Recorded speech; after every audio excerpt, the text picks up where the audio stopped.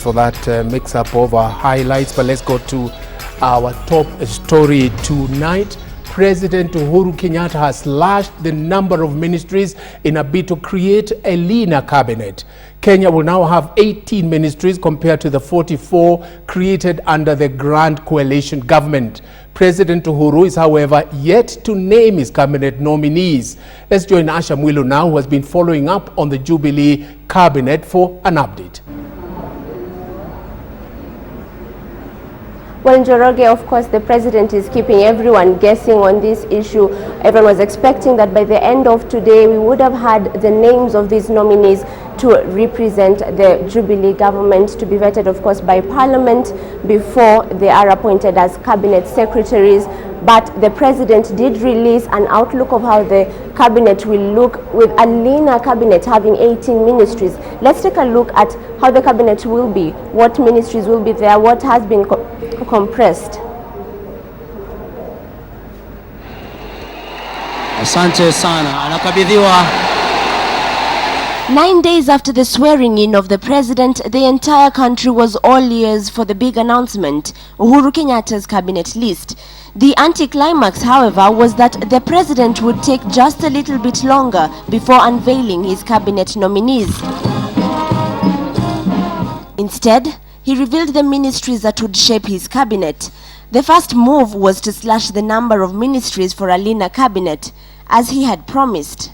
The 44 ministries created under the coalition government have been collapsed to only 18 ministries. 2 vital ministries were crafted carefully to fall under the offices of the president and his deputy. These include the Ministry of Interior and Coordination of National Government, as well as the Ministry of Devolution and Planning. Other key ministries have been retained as they were. These include the Ministry of Defense, the Ministry of Foreign Affairs, the National Treasury, although known before as Ministry of Finance, and the Ministry of Health. For some ministries, however, the work just got tougher. The cabinet secretary in charge of agriculture will now have to handle livestock and fisheries.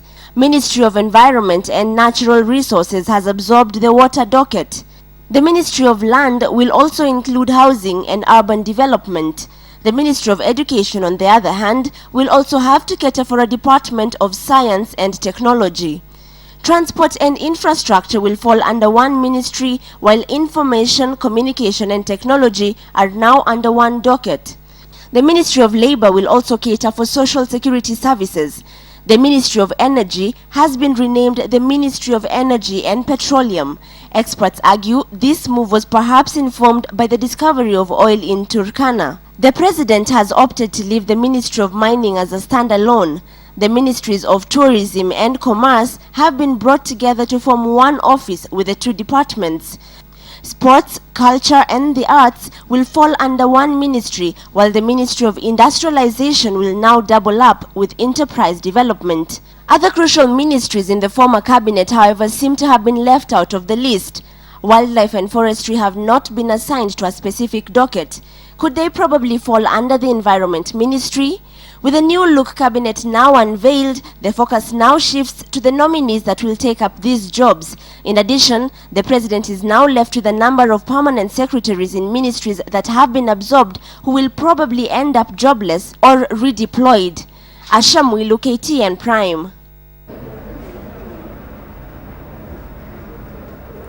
Well, Njoroge, as you've seen there, that is the outlook. 18 ministry from the 44 that we had from the Grand Coalition. President Uhuru Kenyatta, of course, when he opened the National Assembly, the 11th Parliament, he did say that he was going to have a leaner cabinet, and he's delivered on that promise today when he announced the list of his cabinet ministries, as you've seen there, Njoroge. Asha, before you leave us, just one question. Do you have any idea as to how long Kenyans will have to wait before the executive releases this all-important list of cabinet secretaries?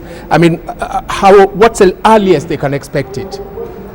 Njoroge, 2 indicators that can guide us to know probably when President Uhuru Kenyatta and his deputy will unveil this list of nominees are one, the President's diary, and of course, two, the Parliamentary Committee on Appointments. We know that Parliament is supposed to appoint the members of Parliament to sit in this very crucial committee that will vet these nominees, the Cabinet Secretary nominees. They have to appoint the MPs by Tuesday and announce what that committee will look like. Of course, President Uhuru Kenyatta could be waiting until Tuesday or thereabout to see how this committee looks before he can unveil his nominees. The second one, the diary, presidential diary. Tomorrow we do know that the President and his deputy will be going down to Nyando for the burial of NAT Secretary General, the late David Osiani, and of course we have the weekend after that. So probably Monday, Tuesday, the earliest we can have these names is probably next week. Njoroge.